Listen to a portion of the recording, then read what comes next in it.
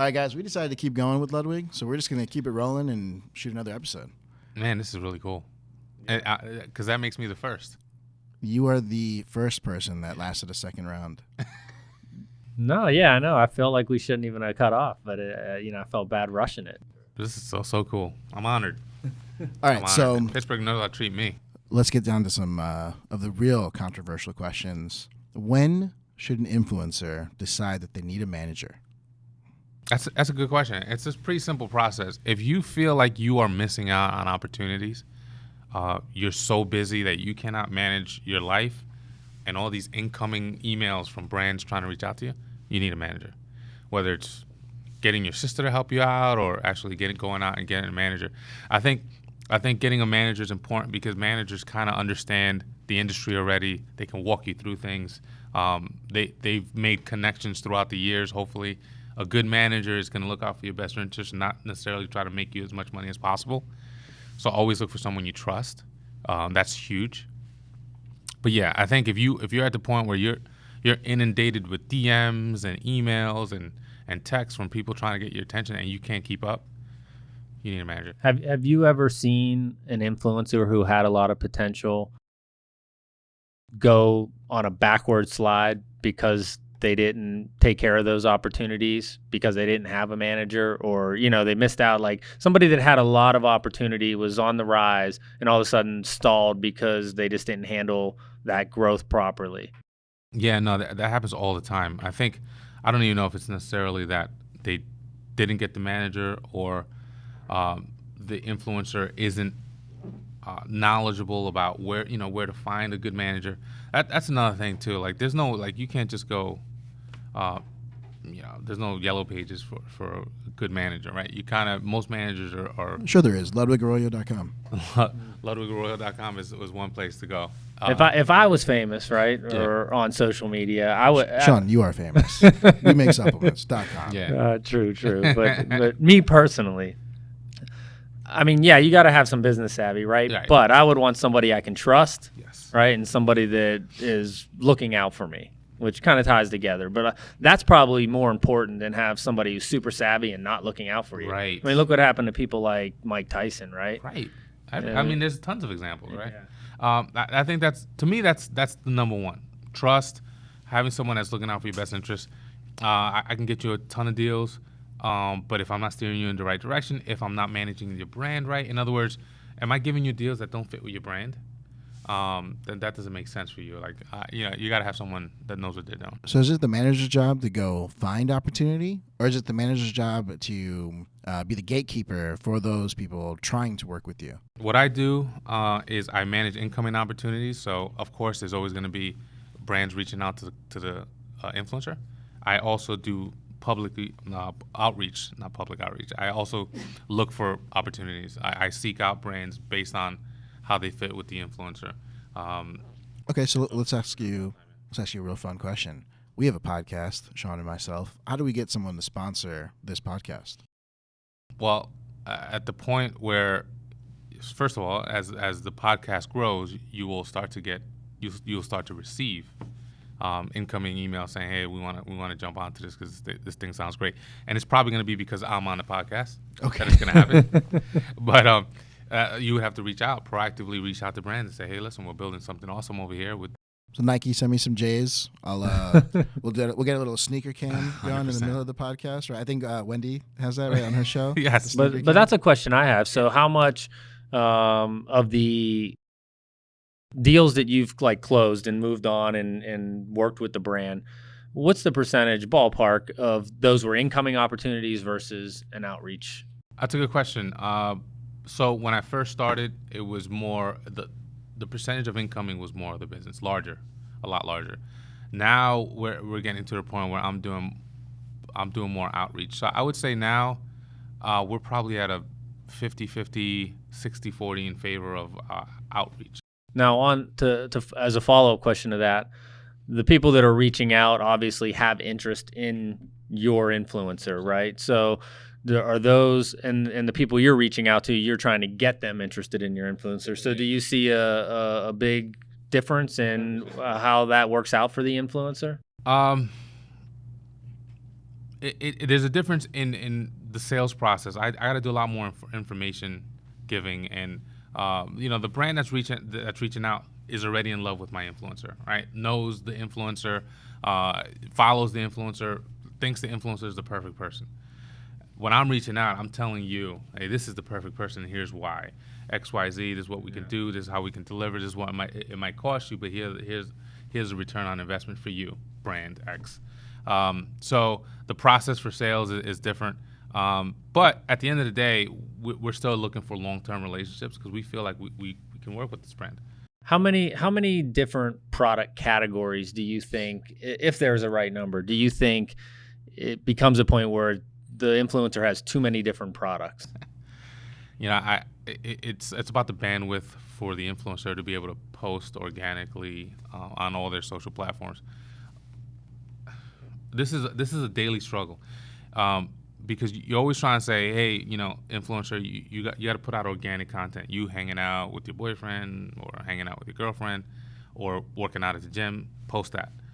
But then you have to deliver the clothing line post. Then you got to deliver the supplement line post, and then you got to deliver you might have a jewelry brand and then there's over the ear, the covers that they sell for these things that people wear in the gym, and there's 10, 20 categories that a fitness influencer can promote.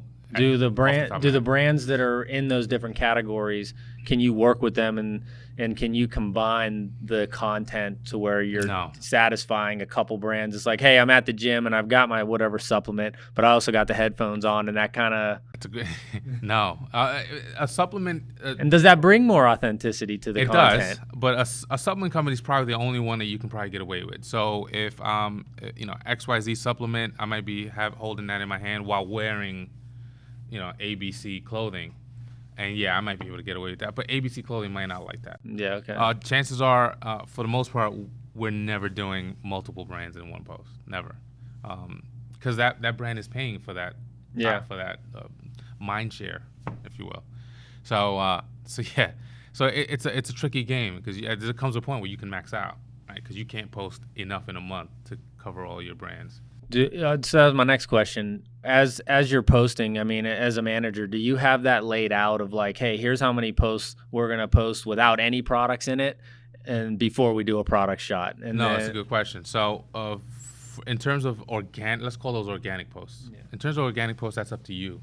I'm not going to manage that. What I am going to say is, hey, we have here are the 11 things we have to do for this month that we're getting paid on, and you have to put these in. Work them in. A more experienced influencer can take that information and run with it.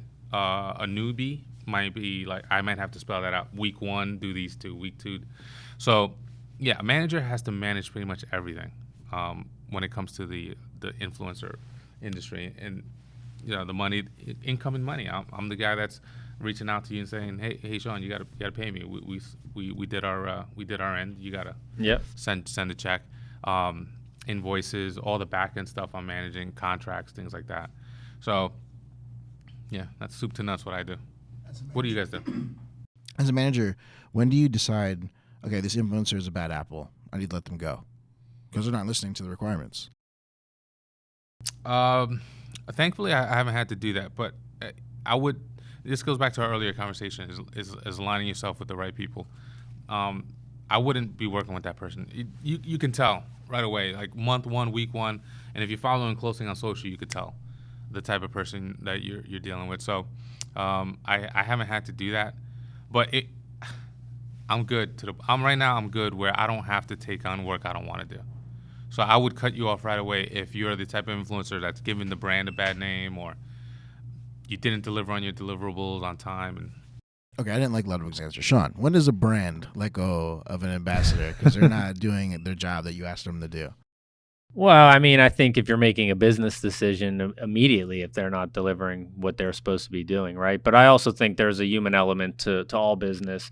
And I think being able to have conversations between the brand owners and the influencers of, hey, here's what our expectations are. Why aren't you meeting those expectations? And if there's a way to help them meet the expectations, obviously you want to have some leeway. You want to make every engagement that you get in work, right? Nobody gets into an engagement thinking like this isn't going to work. And if it's not working right away, just like any business relationship or even personal relationship, you put a little bit of effort into it. That's my personal opinion.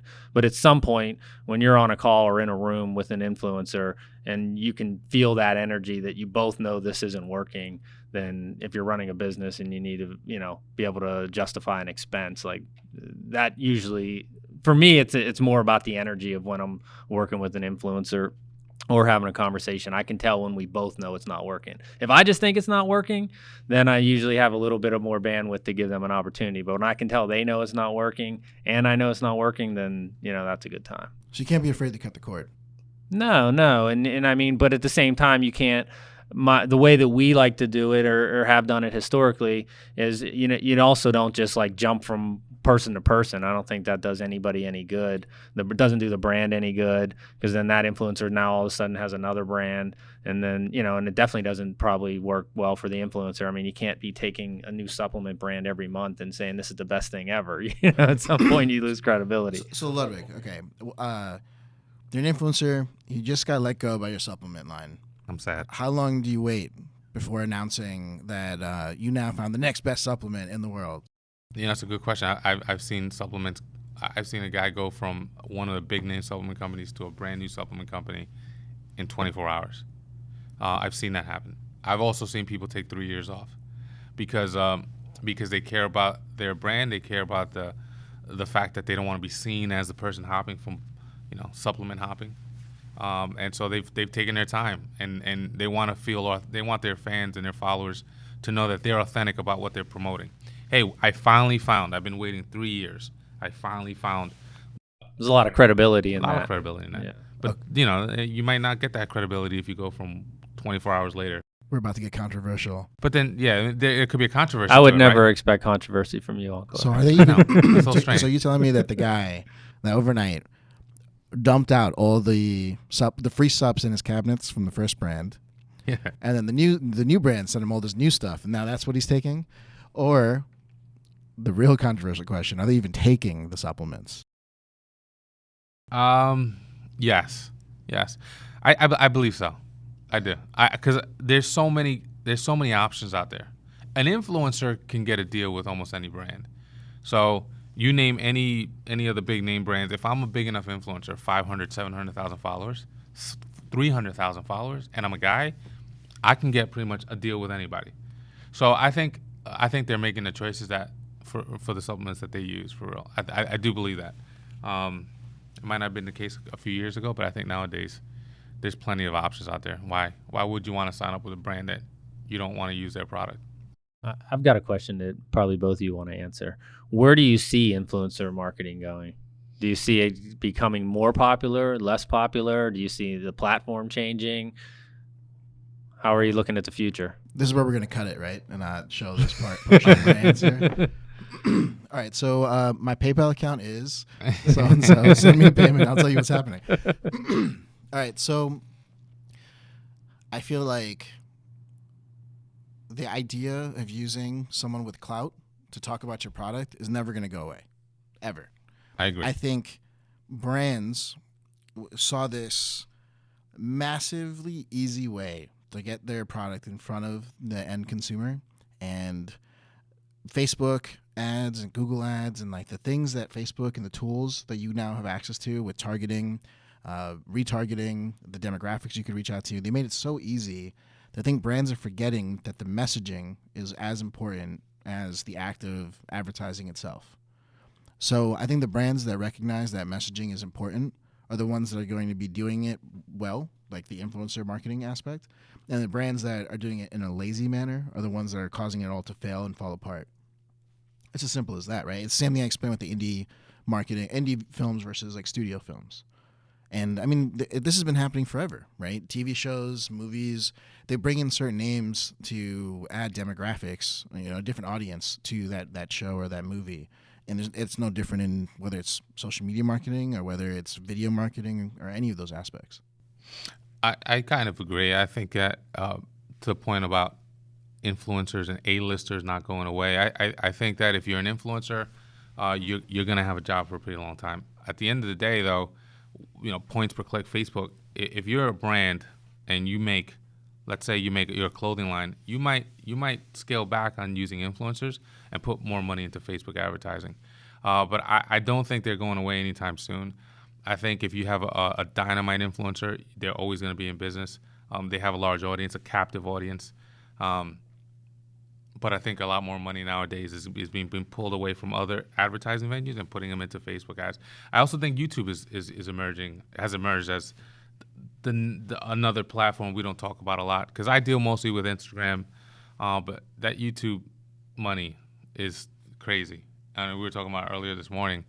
So in terms of influencers, I still think McDonald's is going to go after that YouTube influencer and make a funny commercial for them and pay them a ton of money. I don't think that's going away anytime soon. So I do think there's a segment of brands that are going after macro influencers. So they're saying, I'm not going to pay A-list person XYZ, but I'm going to pay 20 D-list people, right, or smaller influencers to get the word out. But as we spoke about earlier, I think the A-lister, if they're the true A-lister, it's Robert Downey Jr., right? You're always going to put him in a movie because he's going to sell tickets. You're always going to put The Rock in a movie, even the movie might be not that good, but he's going to sell. I've got a question that maybe brands ask you. So with Amazon becoming more prevalent as an e-commerce platform where people are making purchases, right? So do you get the question a lot? Because I think about this a lot. Do you get a question a lot of, hey, how are we going to track the fact that, your influencer is driving traffic to our website? Or how do you combat and say, look, but you're also getting an added benefit because you're going to see your Amazon sales go up, which isn't really trackable. It's not trackable at all for the influencer and the brand, right? So how do you navigate that conversation or question when brands are asking? That's a big concern for influencers, right?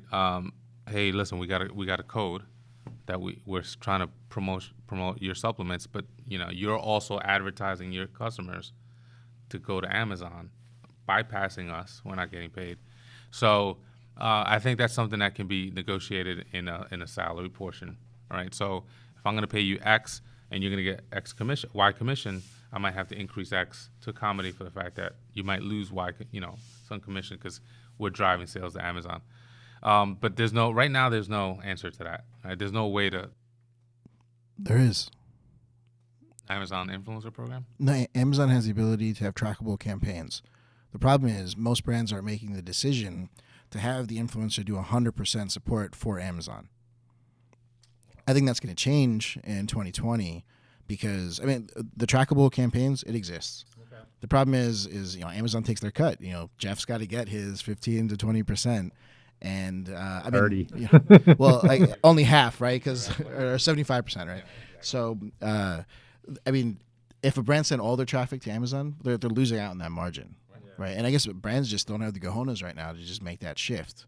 But it is definitely trackable, and it would prevent that problem with the ambassadors. So you're saying not have any direct website traffic or advertising, just say available on Amazon. And Amazon, you can do the coupon code on Amazon. That's trackable. You can do a campaign saying 10% off for the next 24 hours, and it automatically has a discount. So if I'm influencer guy, and I'm gonna post that on my page, or I'm gonna do a swipe up on my Instagram story. It's bringing my audience to Amazon, and so there's a way to track that, and I'll get commission off that. It'll probably be a lot smaller commission than if I drove it to the brand's website directly. And then as a brand, do you want all your fans and your followers to go circumvent your website, your platform you spend money on? You're not collecting their data. Yeah, I'm not collecting the data. So you are through Amazon, but. It's not. You send the customer to Amazon, and then Jeff's got a little ad right above the add to cart, where it's like, no, check out my Amazon brand instead. Check out have you seen the under $20 pre-worworkout ad? It's on every page. So it's just sucraloose in a bottle. What Amazon has done is really ruin lives. They've messed up everything. Because you want Amazon because they'll have it in your house in 2 hours. You order it now, no. But you're competing against them, and it's a sick PSA in Pittsburgh. You can't have it in 2 hours, but you could have it same day or next day. Really? Yeah. And I'm guilty of it. We all are. I walk through the store and I'm like, oh, okay, let me just get it on Amazon. Or the reason I asked that question is there's been a lot of times where I've seen something on Instagram or Facebook, and I was like, oh, it looks like a cool product for me, whatever category it was. Just went to Amazon, typed it in, and bought it. So that influencer, that brand, they never know that advertising got me to buy something, right? But I did. So what that forces, competition, all that does is force creativity, right? So now brands now have to be more creative on their website. So hey, listen, come to my website. I have free videos, workout videos. I'm giving away ebooks. I'm giving away this, that, and the third, so that you can live on my website. And then if you wind up having to go to Amazon and buy something cool, we're available there too. But spend time on my site. That's kind of the answer. Added value is the only way to differentiate yourself from Amazon itself, right? Because I mean, how can you compete with 1 day shipping? I mean, it's not even 2 day shipping anymore. It's 1 day shipping, pretty much across the country. And for me, it's just the whole swipe factor. I mean, you don't even have to put any information in. Purchase. It's just like, oh yeah, I like that. Click, buy now. All right, we just advertised for Amazon. Right? Amazon. Jeff, our podcast is looking for some sponsorships. So we just sold an ad. Nike, Amazon. Who am I missing in the big boys? Red Bull. Oh man, let's bring you guys into the mix too. We put a skateboard on here and we're good. We're good. Red Bull sponsor. So I think a good ending question here is going to be, when an influencer tells a customer to go buy a product, do you think that the influencer is involved in that end consumer's choice beyond that purchase? Right? For someone like Paige, I know she talks about these products, how to use them properly, how to do your workouts, and like she does the full spectrum of the experience. But I mean, I'd say 9 times out of 10, if someone's posting this image, I mean, they're not even responding to the questions that are in their comments about that product or what it does for someone. Yeah, this is the part of the industry that's kind of rogue, kind of wild west, right? I wish there was more of a way to manage this. Now, a lot of these brands that have come out and have large influencer presence, they have an influencer manager and someone that's kind of the liaise between the brand and the influencer, and they're managing these types of issues. But no, I think, again, the good influencers are going to do that. I mean, Paige is constantly looking in her DMs when she posts a brand, and then she'll get an influx of questions. Hey, I just saw that you posted about this product. How do we use it? Where do I get it? What do they have it in this? And she's answering every single one. If she doesn't have an answer, she's sending it to me so I can send it to the brand so I can get an answer for her. She's doing her own customer service work. And then I get responses from the brand saying, man, Paige is on it. I have other influencers that don't even do that. So, again, the best of them, they're going to do that work. They're going to do the right thing, and they're going to give the full experience. I would say most of them, that's where the area of opportunity is and where they're dropping the ball for the brand, So is it fair to say that an influencer should be giving this full spectrum service when they're working with the brand? 1,000%. There's no way. How do you take ownership? How are you not taking ownership? How are you just pushing this brand and this product and not giving that full service? It doesn't make sense. Not using it yourself, which brings me another question. Have you ever had with any influencer you're dealing with, them come to you as their manager and say, look, I just love this product. Can we get in touch with this brand? All the time. That I love that too, because it's like the influencers identifying their own brand, and this works. Hey, listen, can we reach out to can I name drop? Can we reach out to Nike? Yeah. Under Armour. I think there's a good fit there. Is there a way we can reach out? And then I got to be like, yeah, let me just look up speaking the CEO of Under Armour's email. Let me email him right now. But yeah, that's the fun stuff. When they identify stuff, they like, this is perfect for me. I use it. Yeah, I use it all the time. Yeah, that's what I'm asking. Yeah. If they're using it all the time, it's like, hey, I'm using this all the time. Maybe. And it's always stuff you don't think about. So it might be like this chair. You might be like, yeah, listen, I've been sitting in this chair for 5 years, and I love it. Can we reach out to the manufacturer? Ergonomically correct. It's ergonomically correct. It's got lower lumbar support. Yeah. What's interesting? I've got a lot of friends that are still influencers and working with different companies, and a couple of them have asked me, like, hey, I'm not finding good brands to work with. I tell them all, go to these expos. Like, if you go to Ingredia, out in, like the fancy food show out in LA or Anaheim, I mean, you literally get an opportunity to walk around, meet the CEOs of those brands on the spot, show them your Instagram account or Facebook account or YouTube channel. Like, I just tried your product. I love it. I want to promote this product. Like, who do I talk to, and how do we make a meeting happen? So that brings another question then. So if an influencer is using a product, say an influencer is using a product, whatever that product is, for say a month or two, and they're just like, man, I really love this product. Does that go into the thought process of like, what they're going to charge that particular brand? I mean, have you seen where they're like, hey, no, I just really like this product. I'm willing to work for a little less because it's a newer product or a newer brand. We'll work for free Nikes. 100%. So you might get an influencer that might even promote that product for free if they can continue to get that product. Yeah. So, right. So like if a chair is a bad example because you only need one, but if it's a consumable, right, and now I can partner up with ABC Juices, and they're gonna ship me a box for free every month, and all I gotta do is mention them one time. Yeah, I'm in. I'm all in. So yeah, there's definitely a sliding scale there. An influencer will definitely take a pay cut if they love the product that much. Obviously, we want to get paid, and we want to get paid the right value. But if it's something like that, yeah, they'll definitely take a little bit of a hit if they can get it. All right, guys. I mean, we gotta get Ludwig to the airport. Okay. He's got this flag. Gotta catch it. But this is a great second episode. Right, part 2. Glad we did it. A lot of good information. Everyone's talking about influencer marketing right Everyone now, is. and how's it's changing, and how do you get better at it, and where's the direction that it's going. So this was a good learning experience. Do you guys for me. put my links because everyone's gonna want to talk to me? Yes, of course. Awesome. Which link am I putting up? You do have quite a few Instagram. I do have my main account. You can find me at my full name, LudwigAraujo.com. Just check it out in the comments. It's right Ludwig there. Araujo on Instagram. I'm on Twitter. I'm on Facebook. I'm on everything. Unfortunately. Cool. Unfortunately, so much extra work. Too much work. Oh my God, you need your own brand manager. At this point. I do. And, we were talking about that earlier. It's like, how do we get off? How do we do it for ourselves? Like, how do I become an influencer? I don't know. I just know how to tell you how to do it. Call me tomorrow. I'll tell you. I'm soon as I get to 900 followers on Instagram, I'm gonna reach out to you, man. I'm at like 870 right now. Like shout for shout. We're gonna make this happen. But the second you start missing out on business, Scott, you call me and I'll hook you up. Take some photos, get you all jazzed up. Like it. All right, that's our episode for today. Cool. All right, that's Thanks, guys. All right, man. Yeah. Thank you, guys. Cool.